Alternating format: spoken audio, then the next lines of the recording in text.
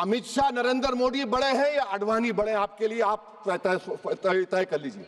अच्छा सर, आपके tribunal sir, railway Clements tribunal, NGT tribunal, income tax, वैसे 14-15 tribunal, Hindu endowment का ट्राइब्यूनल, सबका अपील नहीं होती, रिव्यू होता है। गृह मंत्री सरकार कह रही है कि नहीं रोक दिए, रोक लगा, कैसे रोक लगाते हैं? रिव्यू और अपील में तो फर्क होता है ना सर। आप ही कह रहे हैं कि पूरे कोर्ट्स में बैकलॉग है और आप अपील कर रहे हैं। अच्छा सर, रिटायर्ड डिस्ट्रिक्ट जज 95 में सिटिंग डिस्ट्रिक्ट जज था, जो एडमिनिस्ट्रेटिव कंट्रोल था सीजीआई साहब, उसको निकाल दिए। अच्छा सर, अब आप अभी हमारे मंत्री साहब ने कहा trust, sir Shri Sai Baba trust 2004, वो ये कहता है जो ऑफिसर उसमें काम करता है उसको साई बाबा का डिवोटी होने चाहिए और उसको डिक्लेरेशन लिख के देना पड़ेगा। यहां पर हो रहा तो यहां पर क्यों नहीं हो रहा? अच्छा सर, आप फिर देख लीजिए, ये आपका हो गया सर। हाँ, अब अमित शाह साहब ने सेक्शन 2A के बारे में कहा और उन्होंने इस बात का इकरार कर लिया कि दाऊदी बोहरा के लिए यह बनाया गया है। मगर मैं आपके जरिए से गवर्नमेंट से पूछना चाह रहा हूं, आपने तो उस प्रोवाइजो में दाऊदी बोहरा का नाम ही नहीं लिखा, आपने उनको भी थैंक यू कर दिया, उनका नाम क्यों नहीं लिखा आपने?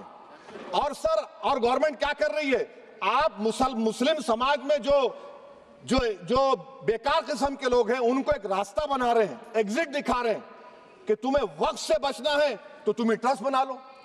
ये क्या कर रहे हैं सर आप? कम से कम उन दाऊदी बोहरा को आप दे देते। अच्छा sir, clause 3V section 36 clause 18 देख लीजिए, oral Waqf, oral appointment has sought to be discontinued even though it is recognized practice in Islam. Muslim personal law is recognized oral waqf and 1937 Shariat Application Act. Sir आप clause 3(9) पर आ जाइए, 5 साल के लिए मुसलमान।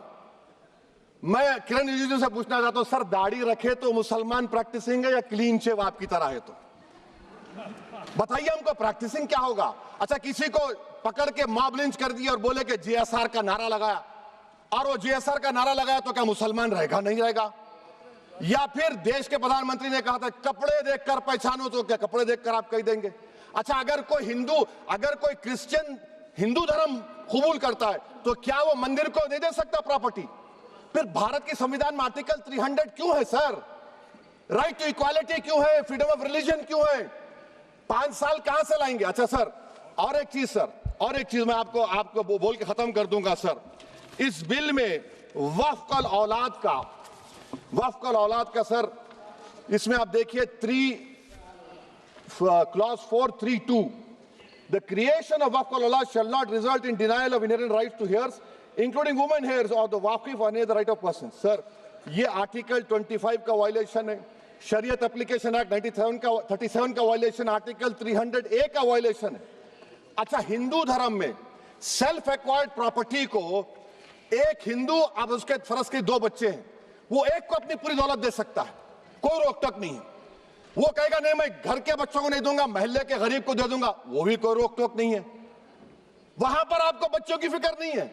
जब मैं अपनी प्रॉपर्टी को अल्लाह को मालिक बनाकर दे रहा हूं, आप कह रहे बच्चियों की फिक्र नहीं है। इतनी मोहब्बत आप बिल्किस बानो से दिखा देते तो आपके लिए दुआएं देती आपके लिए। तो सर, आप दूसरी बात आप देख लीजिए सर, आखिरी बात कहकर मैं अपनी बात को मुकम्मल कर रहा हूं सर।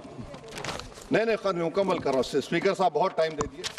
सर आप देखिए, इसमें अमित शाह साहब बोले कि इतनी प्रॉपर्टीज का कब्जा हुआ, चोरी हुई, ये हुआ। सर क्लॉज 2652A सेक्शन, अगर कोई प्रॉपर्टी बेचता है 2 साल की सजा थी, आपने क्या कर दिया, उसको 6 महीने कर दिया। नॉन बेलेबल था, आपने बेलेबल कर दिया। सेक्शन 40 की बात करते हैं, सेक्शन 40 में सर हमको जो ज्वाइंट वर्किंग कमेटी का जो नोट्स दिए, उसमें मिनिस्ट्री ऑफ माइनॉरिटी अफेयर्स ने कहा कि 30 साल में 515 केसेस सेक्शन 40 के और सिर्फ 8 लोग कोर्ट को गए। वक्फ यूजर का कानून तेलंगाना आंध्रा में है, सेक्शन 40 का कानून तमिलनाडु 63 है, आंध्र प्रदेश में 43 है। और सर आप डायरेक्शन दे रहे हैं। अच्छा, क्लॉज 4218B देखिए सर, आप रूल बना रहे हैं, कोऑपरेटिव फेडरलिज्म के खिलाफ है, इतना रूल बना रहे हैं। और आखिर में सर मैं आपको बताना चाह रहा हूं स्पीकर साहब, ये बिल का मकसद सिर्फ मुसलमानों को जलील और रुस्वा करना है, मुसलमानों को दूसरे दर्जे का शहरी बनाने का इनका मकसद है।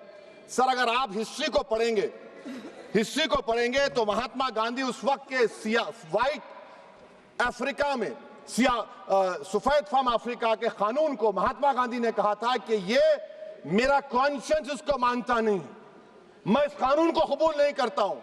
तो महात्मा गांधी ने क्या किया, उन्होंने उस कानून को फाड़ दिया।